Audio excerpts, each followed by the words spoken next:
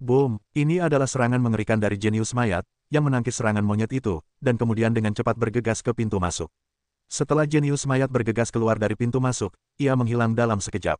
Monyet itu mengejarnya, tetapi tidak menemukan jejak bakat klan mayat, melainkan kutukan besar, jika aku bertemu denganmu lagi, aku akan menghajarmu dengan tongkat.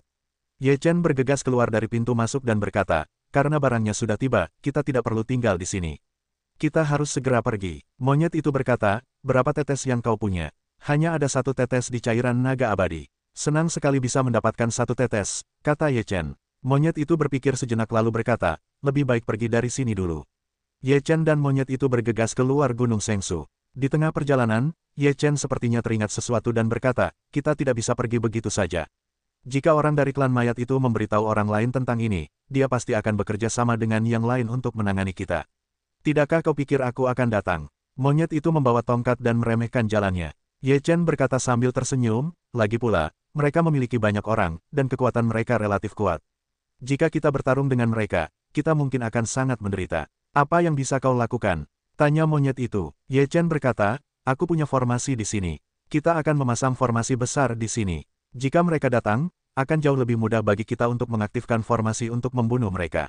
Jika mereka tidak datang, kita akan berpikir lebih jauh. Monyet itu mengangguk setuju, lalu berdiskusi dengan Ye Chen di mana akan memasang formasi. Ye Chen menemukan tempat yang lebih cocok untuk memasang formasi 5 elemen, dan kemudian dengan cepat memasang formasi di sini. Setelah formasi dipasang, monyet itu berkata, seberapa kuat formasi ini? Begini saja, bahkan orang yang satu atau dua tingkat lebih tinggi dari kita pun bisa keluar dari formasi dengan mudah. Dengan serangan kita, tidak ada yang bisa keluar dari alam yang sama, dan bahkan mereka yang lebih tinggi dari satu atau dua tingkat pun bisa terbunuh. Kata Ye Chen, kalau begitu kita tunggu saja orang-orang itu di sini, kata si monyet. Kalian tidak bisa menunggu di sini. Keluarlah dan beritahu mereka bahwa kita di sini. Kalau mereka datang, kita akan bunuh mereka, kata Ye Chen. Si monyet menyeringai dan berkata, kalian manusia bumi itu jahat. Sepertinya monyet kalian tidak jahat. Ye Chen memutar matanya. Si monyet tertawa dan pergi sesuai rencana Ye Chen. Setelah itu, jika si monyet tidak ingin membuat masalah dengan Ye Chen, si monyet pasti akan keluar untuk bertarung dengan Ye Chen. Benar saja, begitu si monyet muncul, seseorang sedang menatap monyet itu. Si jenius dari klan robot menemukan monyet itu dan bertanya, monyet, apakah kamu dan Teran itu punya cairan naga abadi? Apa hubungannya ini denganmu? Siapa yang memberitahumu? Biarkan dia berdiri dan kita akan mengatakannya. Monyet itu bergumam, kalau kau benar-benar mendapatkannya, kau tidak akan bisa membawanya. Bagaimana mungkin begitu banyak orang melihatmu mengambil cairan naga abadi dengan percuma? Tanya si jenius dari klan mekanik. Kalaupun kita mengambilnya, siapa yang akan kita panjat? Kalau kau berani datang, aku akan menghadangmu tanpa ragu, dan mereka yang tidak takut mati akan datang. Sepasang mata emas monyet itu menatap sang jenius mekanik dengan bangga. Sang jenius dari ras robot memperhatikan kepergian monyet itu, matanya berbinar-binar dingin. Monyet itu berjalan mengelilingi Gunung Sengsu, dan banyak orang memperhatikannya. Beberapa orang, seperti jenius dari klan mekanik, bertanya tentangnya. Monyet itu samar. Singkatnya, Laozi tidak takut langit dan bumi. Jika kau tidak takut mati, datang saja. Banyak orang menatap monyet itu juga tidak memperhatikan, datang ke tata letak susunan 5 elemen dan bertemu Ye Chen. Setelah keduanya bertemu, mereka mulai memanggang, sama sekali mengabaikan orang-orang yang menatap mereka.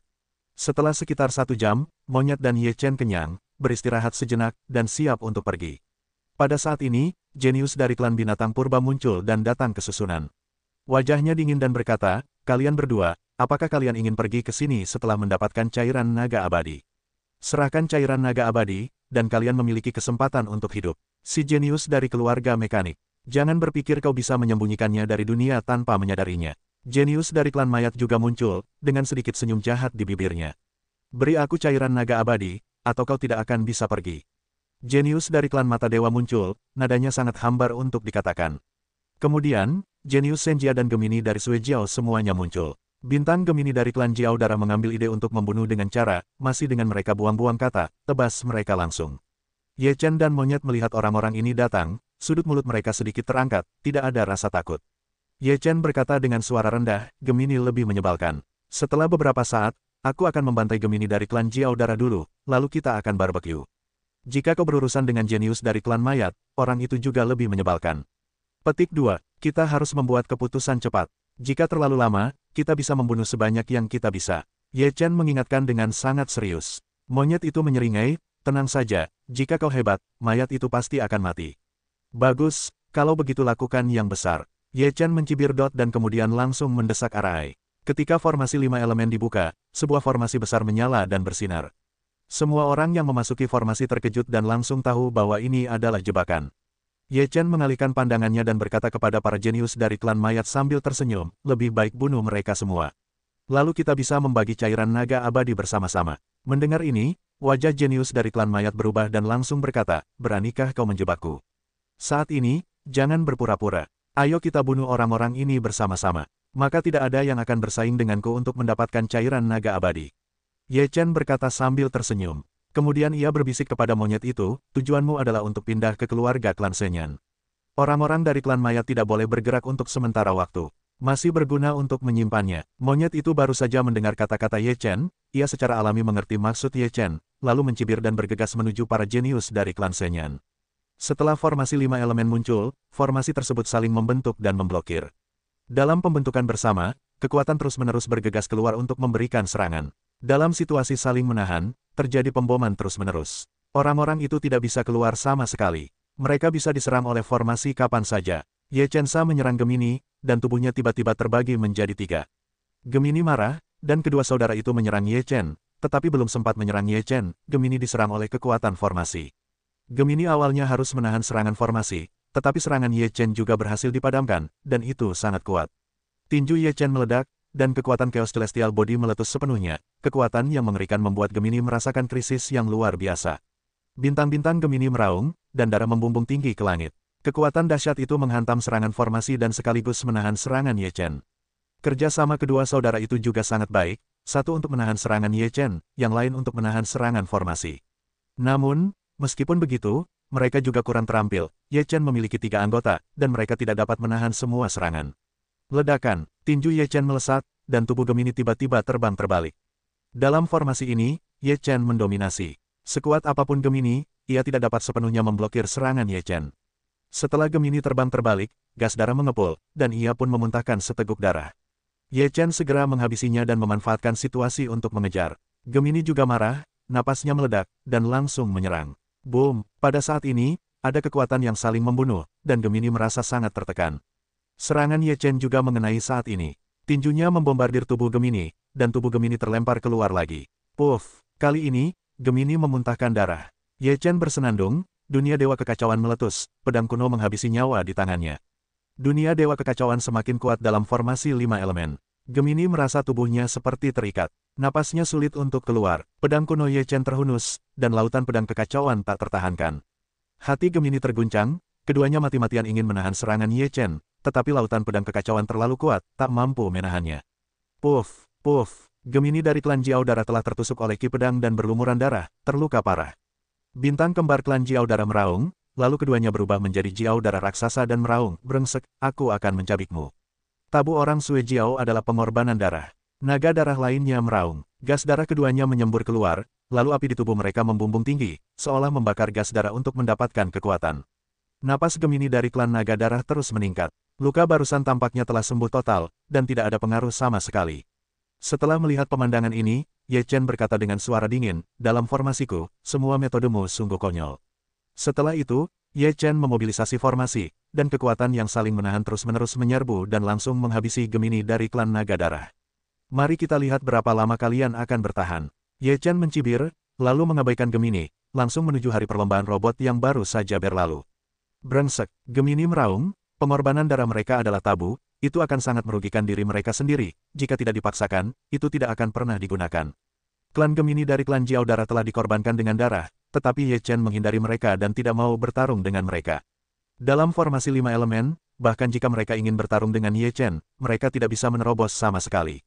Formasi 5 elemen terus saling bertarung, dan kekuatan yang dihasilkan akan sepenuhnya menghalangi mereka. Ye Chen membunuh jenius dari klan mekanik. Jenius dari klan mekanik terus-menerus terpengaruh oleh kekuatan formasi tersebut. Dia telah terluka sebelum memulai pertempuran yang sebenarnya. Ye Chen mengerahkan kekacauan di alam dewa, dan kekuatan penindasan yang kuat membunuhnya. Jenius dari klan mekanik merasakan tekanan yang kuat, dan kecepatan gerakan tubuhnya jelas melambat. Laut pedang kekacauan, Ye Chen membunuh pedang kuno di tangannya, dan roh pedang menyapu dirinya. Dia memiliki kekuatan yang kuat di alam dewa kekacauan. Jenius dari klan mekanik bersinar di mana-mana, dan ingin meledakkan pertahanan secara ekstrim, tetapi itu tidak banyak berguna. Setelah lautan pedang kekacauan dihancurkan, masih banyak retakan pada kejeniusan klan mekanik. Kejeniusan klan mekanik meraung dan membunuh Ye Chen dengan gegabah. Ye Chen bersenandung dan menebas dengan pedang. Roh pedang raksasa jatuh dari langit, yang sangat mengerikan. Roh pedang itu menebas keluarga mekanik. Kejeniusan klan mekanik mencoba melawan, dan lengannya putus. Hanya terdengar suara, klik, dan lengannya putus. Kehilangan lengannya, wajah kejeniusan klan robot berubah drastis. Ye Chen menyeringai di sudut mulutnya. Pedang kuno itu keluar dan menusuk kepala klan robot. Kejeniusan klan mekanik terus mundur, tetapi ia terguncang oleh kekuatan susunan 5 elemen. Pedang kuno itu baru saja menusuk kepalanya. Bang! Kepala kejeniusan mekanik meledak dan menjadi tumpukan besi. Kejeniusan klan mekanik juga jatuh ke tanah dan hancur total. Setelah melenyapkan kejeniusan keluarga mekanik, mata Ye Chen tertuju pada bintang kembar klan Blood Jiao. Mata bintang Gemini itu bisa menyemburkan api. Jika kau ingin menghancurkan masa lalu dan melawan Ye Chen, kau takkan bisa.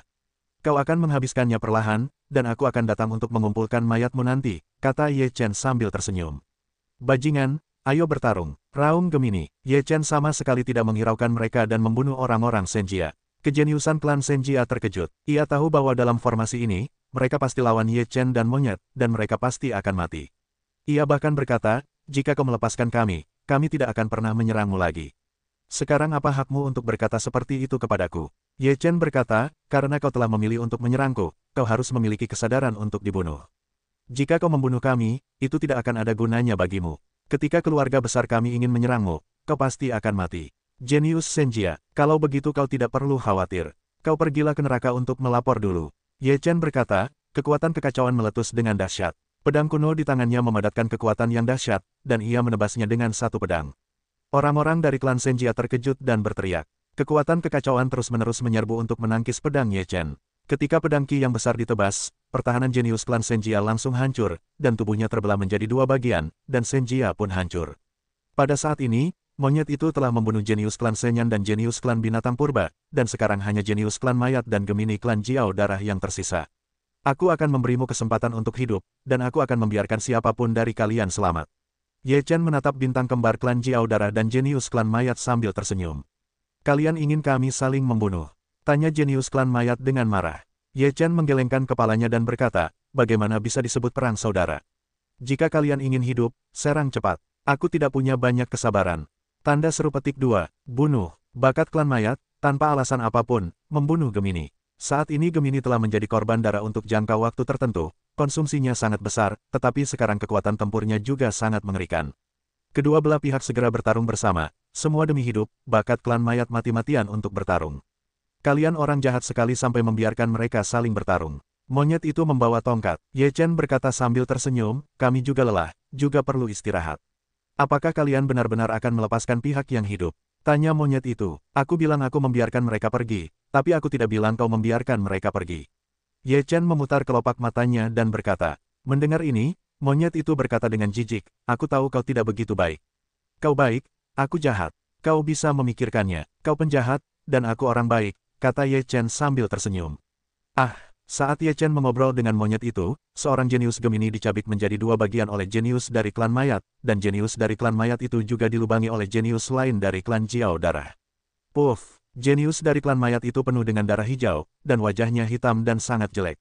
Bunuh! Jenius dari klan darah Jiao meraung dan membunuh jenius dari klan mayat. Jenius dari klan mayat mengertakkan gigi dan bertarung dengan keras. Jika dia tidak bertarung saat ini, dia akan mati. Boom! Tubuh jenius dari klan mayat terbang terbalik, dan segala macam benda jatuh ke tanah dan membuat lubang besar. Jenius dari klan darah Jiao bergegas maju, dan kekuatan kekacauan melonjak di bawah kakinya. Satu kaki menginjak kepala jenius dari klan mayat. Kepala jenius dari klan mayat meledak seketika, dan Dewa Yuan hancur dan jatuh sepenuhnya. Jenius dari klan darah Jiao menatap Ye Chen dan berkata, bisakah kita pergi sekarang? Tentu saja, Ye Chen akan menghentikan arai dan tersenyum. Jenius dari klan naga darah telah menjadi dua saudara untuk diambil, meninggalkan kata-kata kejam. Aku tidak akan melunasi tagihan seperti itu. Sekalipun kau tak peduli, aku tak akan peduli. Monyet itu mendengus dan menyerbu dengan tongkatnya. Kata-katamu tidak benar, si jenius dari klan Jiao darah sangat marah. Monyet itu berkata, dia bilang untuk melepaskanmu. Apa kau bertanya padaku, apa aku melepaskanmu? Petik 2, sialan, jenius dari klan Jiao darah sangat marah, dan semburan darah menyembur keluar dan langsung menghantam monyet itu. Tongkat besi monyet itu menghantam, dan jenius dari klan Jiao Darah langsung terlempar. Puff, konsumsi bakat klan Jiao Darah terlalu besar untuk melawan monyet itu, sehingga ia terlempar kembali ke wujud aslinya. Monyet itu mengayunkan batang besi dan menghantamnya lagi. Jenius dari klan Jiao Darah melakukan perlawanan terakhir. Ekornya tercabut dan ingin menerbangkan monyet itu. Namun ekornya belum tercabut, dan kepalanya sudah meledak. Gemini dari klan Naga Darah juga jatuh seperti ini. Ye Chen berkata, ayo cari tempat untuk barbeque. Monyet itu menyeret mayat Gemini dari klan Jiao Darah untuk mengikuti Ye Chen meninggalkan Gunung Sengsu, lalu beberapa lompatan kemudian, tiba di sebuah benua, mulai memanggang daging Jiao Darah. Setelah memakan Jiao Rou Darah, Ye Chen bertanya kepada monyet itu, apakah kau akan menukar cairan naga abadi dengan kata-kata kebenaran, atau kau akan menyimpan cairan naga abadi? Untuk penggunaanmu sendiri, yang aku praktikkan adalah jalan keabadian. Apa gunanya menyimpan cairan naga abadi? Lagi pula, kurasa kau tidak membutuhkan cairan naga abadi. Kau bisa memanggil kebenaran dari daftar itu, dan kita berdua bisa berlatih. Kata monyet itu. Ye Chen berkata, yang kutakutkan adalah ini penipuan. Setelah Tuan Kota Tua mendapatkan cairan naga abadi, dia tidak akan memberi kita kebenaran.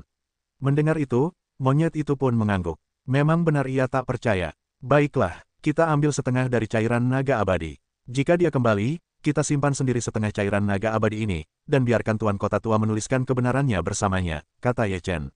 Monyet itu berkata, ide bagus, tapi kita tidak butuh setengahnya. Ambil sedikit saja dari masa lalu untuk membuktikan kita punya cairan naga abadi. Monyet, kulihat kau semakin pintar, kata Ye Chen sambil tersenyum. Monyet itu memelototinya dan berkata, aku pintar. Ketika Ye Chen dan monyet itu berdiskusi tentang cara menukar cairan naga abadi, ras mekanik, senjia, binatang purba, mayat, dan Jiao Darah sudah geram. Di zaman di mana mereka tak bisa dikanonisasi, mereka semua adalah kekuatan besar suatu ras. Terlebih lagi, anggota klan ini sangat berbakat sehingga mereka pasti bisa menjadi dewa purba di masa depan. Ras mana yang akan merasa lebih baik jika mereka dibunuh seperti ini? Sekarang semua ras besar telah berbondong-bondong datang, dan Ye Chen memisahkan satu mayat, membawa sedikit cairan naga abadi ke kota. Ye Chen tiba di kediaman Tuan Kota, menjelaskan niatnya, dan langsung diundang ke kediaman Tuan Kota. Ye Chen melihat Tuan Kota tua itu. Tuan Kota tua itu benar-benar tua dan dekaden. Ia tidak lagi memiliki umur panjang. Apakah kau benar-benar mendapatkan cairan naga abadi? Di mata Tuan Kota tua itu, ada secercah cahaya. Ye Chen berkata, ya, berikan padaku, kata Tuan Kota tua itu dengan penuh semangat. Ye Chen berkata, Tuan Kota tua berkata bahwa ia akan menukar cairan naga abadi dengan kata-kata kebenaran. Aku tidak tahu apakah itu penting. Tatapan mata Tuan Kota tua itu tidak mudah dideteksi beberapa kali, lalu berkata, hitung, berikan aku cairan naga abadi dengan cepat. Saya juga meminta Tuan Kota Tua untuk menyampaikan kebenaran kata-kata itu kepada generasi muda. Generasi muda sudah ada di sini, dan cairan naga abadi pasti akan memberikannya kepada Tuan Kota Tua, kata Ye Chen. Berani, karena kita sudah sampai di rumah Tuan Kota, apakah Anda ingin membicarakan persyaratannya dengan Tuan Kota? Berikan saya cairan naga abadi. Seorang pria parubaya di rumah Tuan Kota berkata. Ye Chen berkata, apakah Tuan Kota Tua ingin mengingkari janjinya? Anda juga memiliki hak untuk bernegosiasi dengan Tuan Kota. Anda tidak tahu bagaimana hidup atau mati. Pria parubaya itu berkata, dan dipaksa ke arah Ye Chen. Kekuatan pria parubaya itu sangat kuat, dengan kekuatan Ye Chen sama sekali tidak mampu menandingi lelaki parubaya itu. Ye Chen mencibir dan berkata, tentu saja, karena Tuan Kota Tua telah mengingkari janjinya, aku tidak ingin mencantumkan kata-kata kebenaran. Tuan Kota Tua akan mati bersama kata-kata kebenaran. Ye Chen berkata, titik itu akan dimurnikan dengan cairan naga abadi, lalu tubuhnya akan segera menghilang. Melihat tubuh Ye Chen menghilang, Tuan Kota Tua dan pria parubaya itu tertegun sejenak. Kemudian, Tuan Kota Tua murka dan berkata, sialan, beraninya kau mempermainkanku. Untuk menemukannya, kita harus menemukan cairan naga abadi. Ye Chen dan monyet itu sudah tidak ada di kota. Bisa dibilang mereka tidak kembali ke kota sama sekali. Orang tua itu memang orang yang tidak jujur. Biarkan dia menghilang sepenuhnya dengan kata-kata kebenaran. Suara Ye Chen dingin. Monyet itu berkata, sayang sekali kata-kata itu benar. Ye Chen berkata, aku beruntung mendapatkannya, tapi aku kehilangan nyawaku. Karena aku tidak bisa mendapatkannya sekarang, jangan bersedih. Mungkin kita masih bisa bertemu suatu hari nanti. Nak, kau berjanji untuk mengatakan yang sebenarnya, kata monyet itu. Jangan khawatir, kau harus melakukannya. Namun, setelah kau mendapatkan kata-kata kebenaran, lebih baik kau menahan diri dan jangan terlalu banyak membunuh. Kata Ye Chen. Monyet itu berkata, bunuhlah saat waktunya membunuh, jangan pernah berbaik hati kepada musuh. Ye Chen menghela napas dan berkata, aku akan menyampaikan kata-kata asli dari kata-kata pertempuran sekarang. Ucap Ye Chen, dan jari telunjuk tangan kanannya menyentuh titik tengah alis monyet itu. Seberkas cahaya memancar, dan sejumlah besar rune memasuki pikiran monyet itu. Setelah beberapa saat, Ye Chen menarik kembali jarinya dan berkata, kata-kata asli Douzi telah diajarkan kepadamu. Adapun seberapa banyak yang bisa kau pahami, itu tergantung pada kemampuanmu sendiri. Ketika monyet itu mendapatkan kata-kata asli, ia melompat-lompat kegirangan. Ia tertawa dan berkata, dengan kata-kata itu, Lao Su adalah yang pertama di dunia. Ye Chen memutar matanya dan berkata, kentut. Monyet itu mengabaikan Ye Chen, dan kemudian mulai memahami kata-kata asli Douzi. Ye Chen juga mulai berlatih, dan sekarang ia hanya berhak atas tingkat dewa kedua. Jika ia ingin berkembang, ia masih perlu mengumpulkannya. Setelah kultivasi mencapai gelar dewa, tidaklah mudah untuk naik ke tingkat yang lebih tinggi, yang membutuhkan akumulasi yang sangat kuat. Di masa lalu, dengan bantuan Kaisar dan agama Buddha, dengan gelar kuno dewa yang memadamkan tubuh, kultivasi dapat ditingkatkan dengan cepat. Sekarang, jika Anda mengandalkan kata-kata Anda sendiri, Anda masih harus mengumpulkan untuk waktu yang lama. Misalnya, kejeniusan kelompok mekanik dan klan mayat telah didewakan di era ramalan, dan sekarang telah bertahun-tahun sehingga hanya membuat sedikit kemajuan. Tetapi berapa tahun yang dibutuhkan untuk menjadi dewa gelar kuno atau bahkan dewa gelar tertinggi? Banyak orang belum melihat harapan di jalan ini, mereka telah pergi bersama angin dan menjadi kosong selamanya. Sekalipun Ye Chen memiliki tubuh surgawi yang kacau dan dapat menyerap banyak ki yang kacau, dia tidak dapat naik secepat sebelumnya. Ye Chen dan monyet itu berlatih di sebuah benua selama 10 tahun. Monyet itu tidak bergerak untuk memahami kata-kata Douzi yang sebenarnya. Seluruh tubuhnya tertutup debu, seolah-olah ia telah menjadi batu lagi. Di sisi lain, Ye Chen memahami Taoisme dan mengolah metode bertarung. Ia ingin mengintegrasikan Taoisme dan metode bertarung secara menyeluruh, sehingga kekuatan serangannya menjadi lebih dahsyat. Teknik sihirnya adalah menggunakan kekuatan kekacauan untuk mendorong gerakan hingga batasnya. Memahami keilahian juga sangat penting bagi pemain, dan kekuatan tubuh lebih penting. Oleh karena itu, keilahian yang ingin mengerahkan kekuatannya secara ekstrim adalah tindakan gabungan dari beberapa aspek, bukan hanya satu bagian. Selama semua faktor dapat diintegrasikan, bahkan pukulan sederhana pun dapat meledakkan kekuatan teror. Pada akhirnya, kita harus kembali ke hakikat asli dan menjadikan kultivator sebagai fondasi daripada bergantung pada kekuatan eksternal. Setelah 10 tahun pemahaman, Ye Chen sedang menjelajahi jalannya sendiri, yang telah lama ia jelajahi, tetapi ia tidak dapat benar-benar melakukannya. Sejak awal, ia menempuh jalan menghancurkan segala macam metode dengan paksa. Ia berpikir bahwa setiap serangan tak lepas dari kekuatan. Selama kekuatan itu cukup kuat, apapun caranya, ia tak akan mampu melawan atau menerobos. Namun, bagaimana mencapai tujuan menghancurkan segala macam hukum dengan paksa masih perlu terus dieksplorasi dan dipraktikkan. Dari mana datangnya kekuatan, bagaimana membuatnya kuat, bagaimana memanfaatkan kekuatan sepenuhnya, semua perlu dieksplorasi. Bagi Ye Chen, 10 tahun latihan hanyalah jentikan jari. Jika tidak dapat dipahami dalam 1 dekade, akan ada 2 dekade. Jika tidak dapat dipahami dalam 2 dekade, akan ada 3 dekade. Hati Ye Chen bagaikan batu, tak tergoyahkan seperti gunung. Sekejap mata adalah 100 tahun yang lalu, sama halnya dengan jentikan jari. Dalam 100 tahun, monyet itu kembali menjadi batu.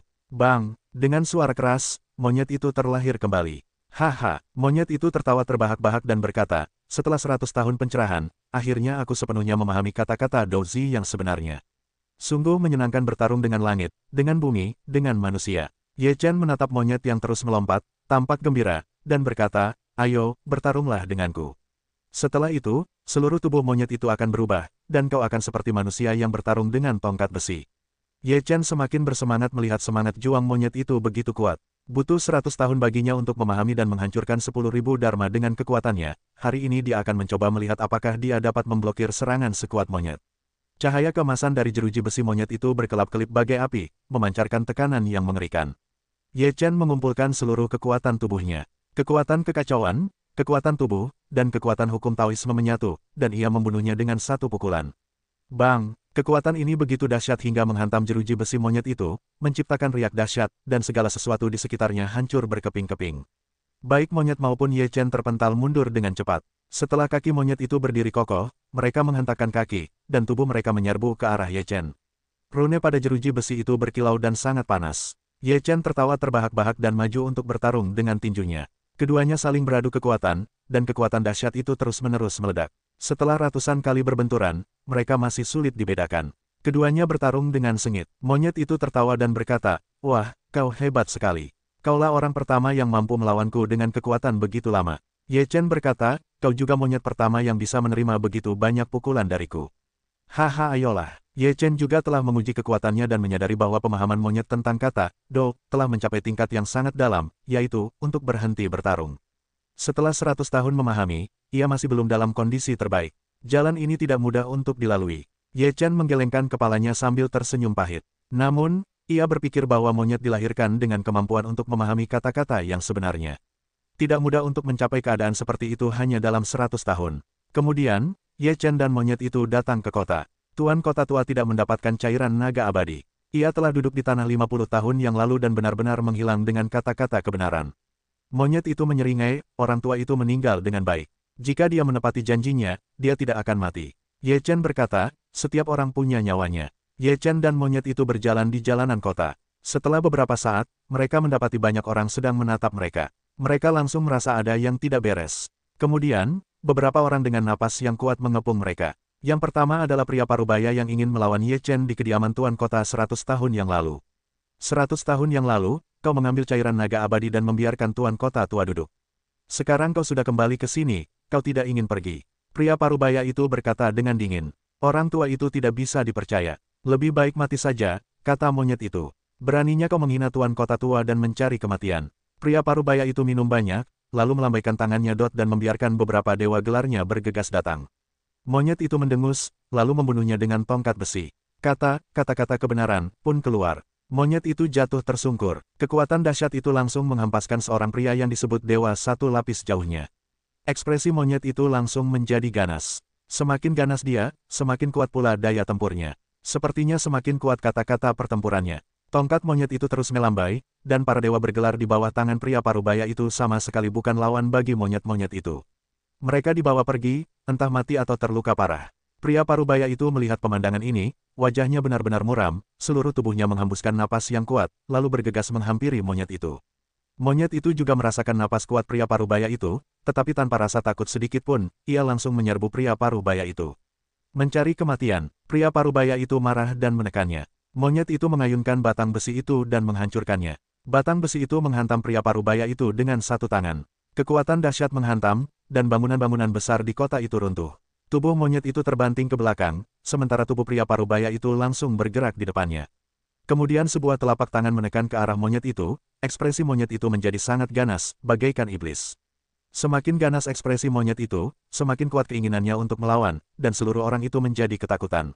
Monyet itu mengayunkan tongkatnya dan menghancurkannya. Batang besi itu kembali menghantam telapak tangan pria parubaya itu. Meskipun kekuatan monyet itu mengerikan, ia tidak dapat menandingi pria parubaya itu. Lagi pula, dunianya terlalu berbeda. Monyet itu ditampar ke tanah dengan satu tangan dan membuat lubang besar di tanah. Namun, seolah-olah tidak terjadi apa-apa padanya, monyet itu berdiri lagi, menunjuk pria parubaya itu dengan tongkat besi, memamerkan giginya dan berkata, kau ingin membunuhku. Ini mimpi yang bisa kutahan jika aku mempraktikkan keabadian. Konyol, matilah. Kekuatan pria parubaya itu kembali meledak, dan menjadi semakin mengerikan. Dengan satu pukulan, ia berhasil menerjang. Pukulannya sangat dahsyat, bagaikan puncak gunung. Sebelum jatuh ke tanah, tanah meledak dan retakan besar seperti sarang laba-laba muncul.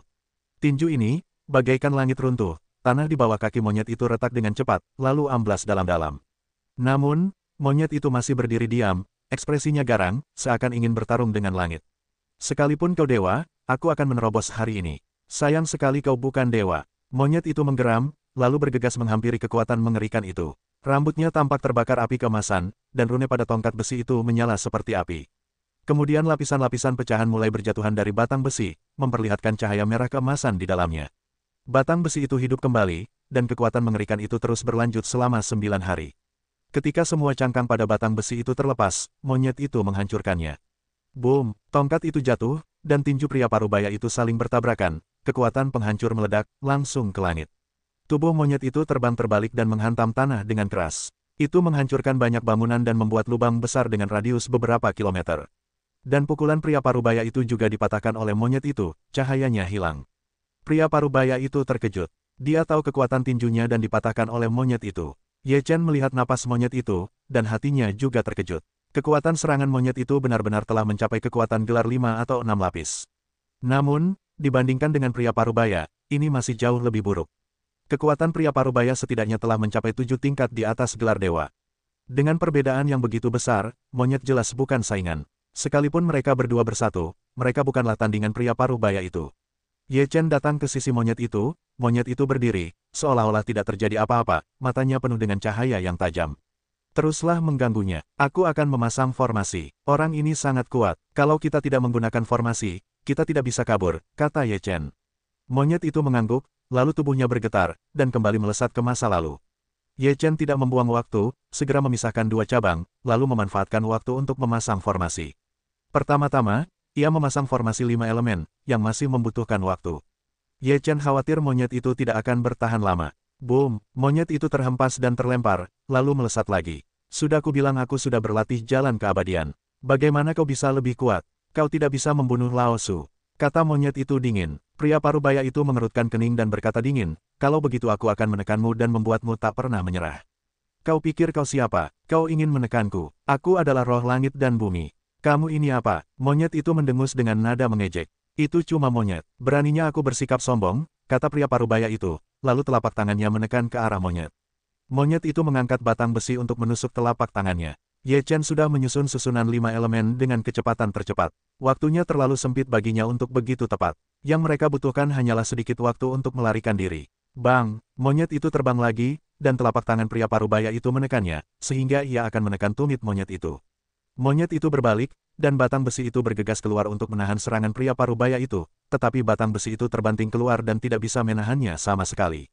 Tinju monyet itu menghantam untuk membunuh, dan telapak tangan pria parubaya itu bertabrakan, tubuh monyet itu sekali lagi jatuh ke bumi. Menekan, pria parubaya itu minum banyak. Pada saat ini, Ye Chen tiba-tiba menyerbu, mengerahkan seluruh kekuatan chaos di tubuhnya, membuka chaos celestial body, memusatkan kekuatan chaos celestial body Dacheng, lalu membombardir masa lalu dengan tinjunya. Boom, dua orang saling bertabrakan, tubuh Ye Chen langsung hancur berkeping-keping. Keduanya tak mampu bersaing, namun, ini hanyalah tubuh Ye Chen. Tubuh asli Ye Chen telah pergi bersama monyet itu. Selanjutnya, tubuh Ye Chen yang lain akan membuka formasi 5 elemen. Monyet, bagaimana dengan kemampuan terbangmu? Tanya Ye Chen. Monyet itu segera membawa Ye Chen jungkir balik dan menghilang di tengah kota.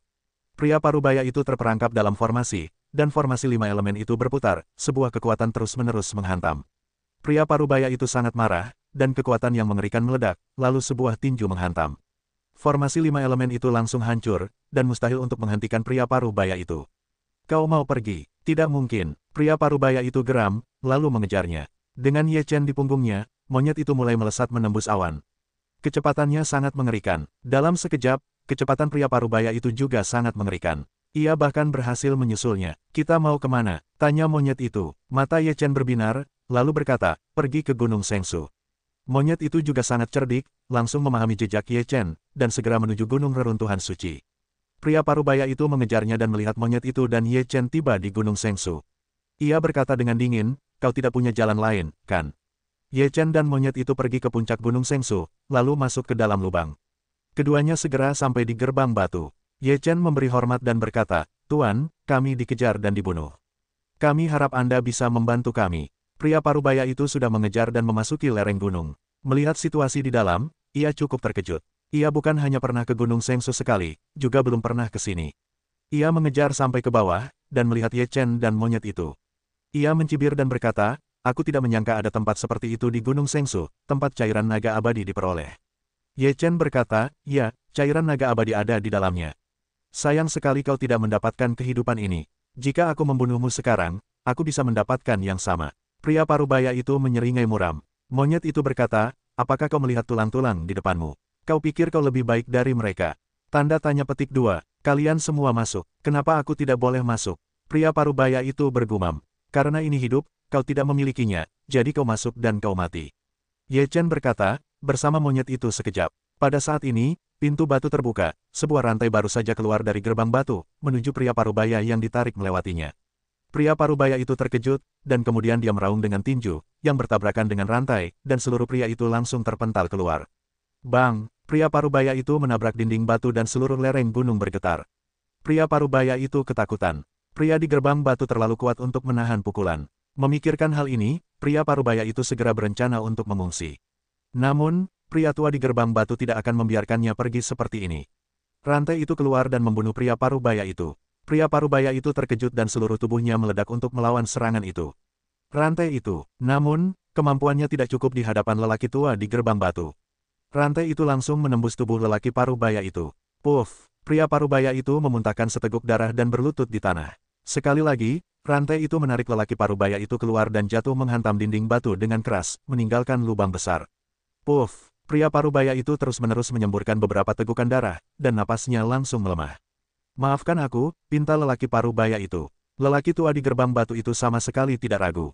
Rantai itu kembali mengenainya, dan kepala lelaki parubaya itu tertusuk, dan jiwanya hancur berkeping-keping dan jatuh sepenuhnya. Monyet dan Ye Chen melihat pemandangan ini, yang membuatnya merasa lega. Monyet itu berkata, seberapa kuat keberadaan di sini. Ye Chen berkata sambil tersenyum, ini adalah sosok setingkat fosil hidup. Setelah berkata demikian, Ye Chen berjalan ke gerbang batu, lalu berkata, terima kasih atas bantuanmu. Jangan lupa apa yang kukatakan padamu. Suara lelaki tua itu datang dari gerbang batu. Aku tidak akan pernah melupakannya, kata Ye Chen dengan sungguh-sungguh. Silakan, ya, Ye Chen mengepalkan tinjunya dan menarik monyet itu keluar dari lereng gunung. Setelah meninggalkan gunung Sengsu, monyet itu bertanya, apa yang ada di gerbang batu? Seorang pria, sebuah pedang, sebuah peti mati, sebuah pohon, kata Ye Chen. Monyet itu mengerutkan kening dan berpikir, tetapi tidak melanjutkan bertanya. Monyet dan Ye Chen muncul kembali, dan sekali lagi menyebabkan getaran kehampaan ini. Awalnya, klan mayat, ras Senjia, dan ras Suejiao datang untuk mencari Ye Chen dan monyet, tetapi mereka tidak menemukan siapapun. Sekarang 100 tahun kemudian, Ye Chen dan monyet itu muncul kembali, dan ras-ras ini mulai menyerang Ye Chen dan monyet lagi untuk membalaskan dendam rakyat mereka. Dalam kehampaan ini, perang salib dari klan mayat, klan Jiao Darah, klan mekanik, dan klan lainnya terus berdatangan. Setiap benua telah meluncurkan perintah perang salib untuk membunuh Ye Chen dan monyet itu. Namun, banyak juga orang yang berpikir bahwa monyet dan Ye Chen mungkin sudah mati. Pria parubaya itu begitu kuat sehingga Ye Chen dan monyet itu tidak bisa melarikan diri sama sekali. Namun, pria parubaya yang dikejar itu belum kembali, yang menjadi misteri. Sekarang kita telah diperintahkan untuk berperang, apa yang akan kau lakukan? Tanya Ye Chen. Monyet itu berkata, sudah berakhir. Apakah kau akan melarikan diri? Ye Chen berkata sambil tersenyum, aku datang ke sini untuk menyelidiki beberapa situasi di sini. Sekarang tidak ada kemajuan, bagaimana aku bisa pergi? Apa yang ingin kau jelajahi? Tanya monyet itu. Ye Chen berkata, jelajahi peradaban dunia. Mengapa? Apa? Mengapa? Mengapa kau ingin menjelajahi peradaban dunia? Tanya monyet itu. Lebih baik memahami dunia, kata monyet itu. Dunia ini begitu besar, seberapa banyak yang bisa kau pahami?